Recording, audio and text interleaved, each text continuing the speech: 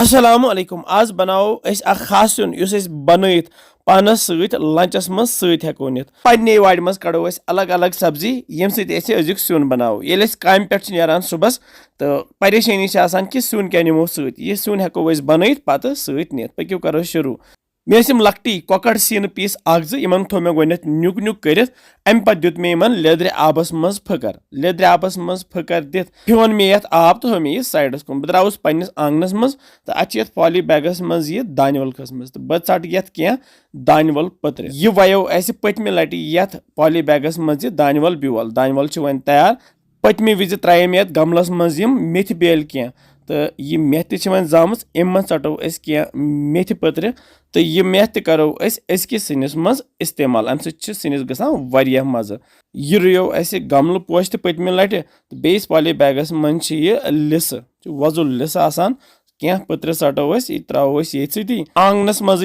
माने माज वोमुत यम मर्चवांगन ब्योल तो वुचान मर्चवांगन थल वन तैयार गमस ये लगन बे 5-8 दह तैयार गसनस तो पत वो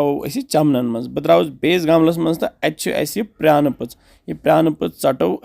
तो यह थो बह ये सब्जी सती बे षटो क्या गंड पच तो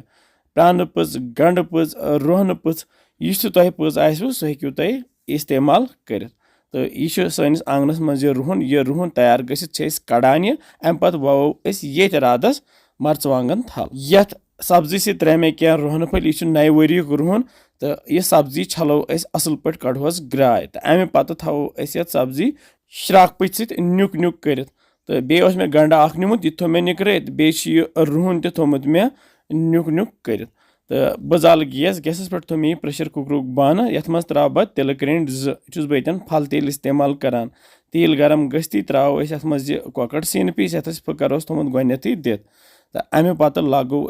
कॉकड़ सीनस ये तिलस मज तलिन दिन यह तलन तुत काल युत काल वन वजुल नार हूँ त्रोश त्रोश वजुल वजुल गसन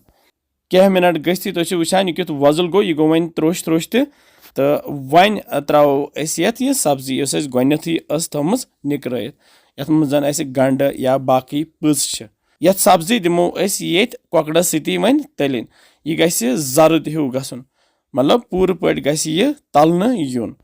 हेको यह सिन बनैत पत पानस सत लंचस सत नित या बचन खतर तेको बनैत तिमन ते लंचस सत दित यह त्रो पाउडर मसाल बह त्रा ये शोंठ पाउडर 1 चमचे मर्चवांगन पाउडर 1 चमचे बे त्रोस नून चमचे 1 बे त्रोस लेद्र चमचे 1 बे त्रोस बदान पाउडर चमचे 1 बे त्रोस क्या मर्च फल मर्च सत यह गसान सिन वायन तो यह सोरी मसाल ये मज त्रित रलाओ ये सब्जी तो कॉकड़ सती